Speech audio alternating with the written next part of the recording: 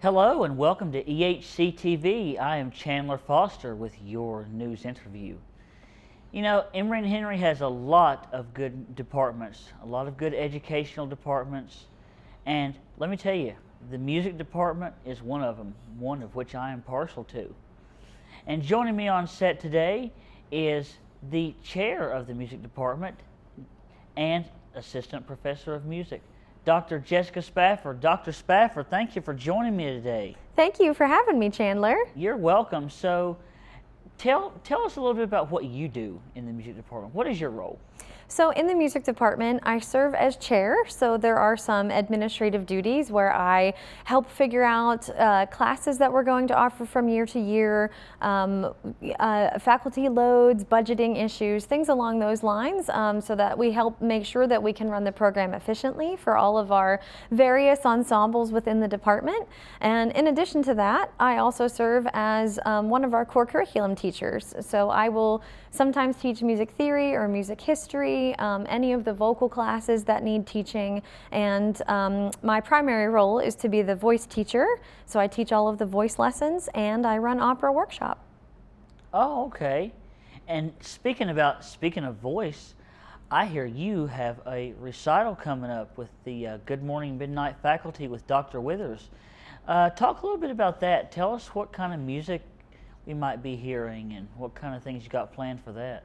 Absolutely. Thank you for asking about it. So Dr. Withers and I, we will be doing our third faculty recital together.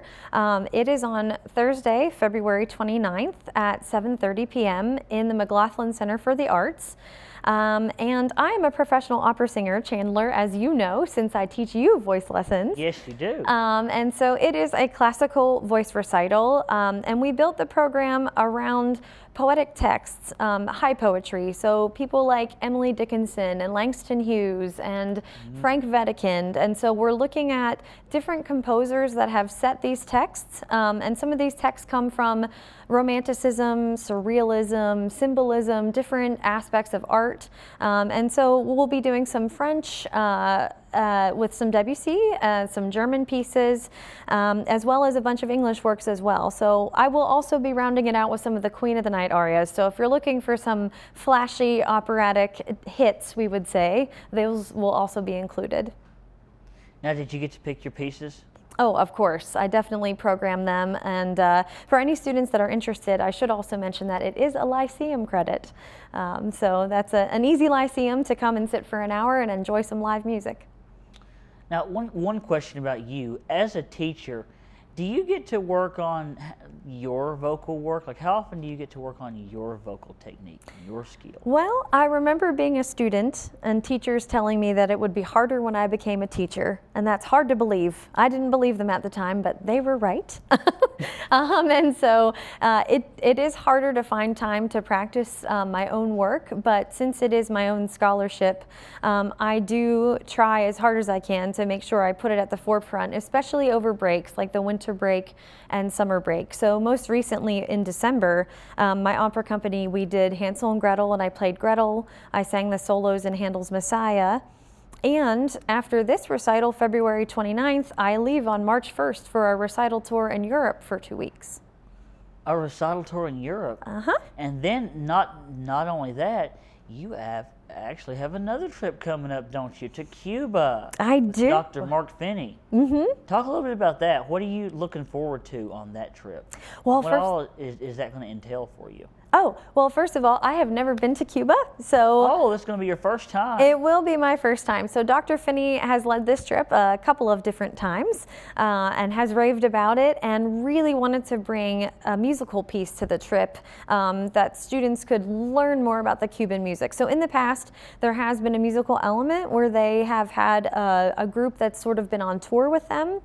But he wanted to bring me into it to have us learn about how much the Cuban music affects the culture, because of course Cuban music is related to the dancing and all of those different things that we get from this wonderful country. So that trip is a study abroad trip that he and I will lead together. And I think it's amazing that Emory and Henry requires a study abroad program for our students, or you can take 2 Core 300 classes. But It is a relatively cheap trip for students to join us on for 10 days. We'll be leaving right after Christmas and spending New Year's in Havana on the rooftop of the U.S. Embassy. Oh, well, thank you so much for weighing in on that. Yeah. Well, one last question before we wrap up. What do you think makes the music department here at Emory and Henry special? What do you think makes it so special? Because it is. It is very special, and I'm obviously very, partial to it as well. Yeah. I think one of the things that's super special about our department is that we are small, but we are mighty. And I think you could attest to this as well. A lot of our students are constantly involved. We do we do over 30 concerts a year from our little department alone. And there are music departments at larger schools that don't even attempt to do half that many. So for instance, this month alone, the choir went to an American Choral Directors Association conference. The students went and sang with the Symphony of the Mountains in a massive concert, which you were a part of. Had a great time. And then this week, I will be taking some of our solo singers to compete in a statewide competition up in Richmond. So there's so many things going on and so many opportunities, and I'm really proud that we are able to make that happen here at Emory and Henry. Well, I'm proud to be a part of it, and thank you for allowing me to be. Of course, Chandler. We love having you. Well, thank you, and thank you for coming in to talk about the great music department and all the opportunities you have to offer. Thank you so much for having me. Well, you're welcome. For EHC-TV, this has been Chandler Foster with your news interview.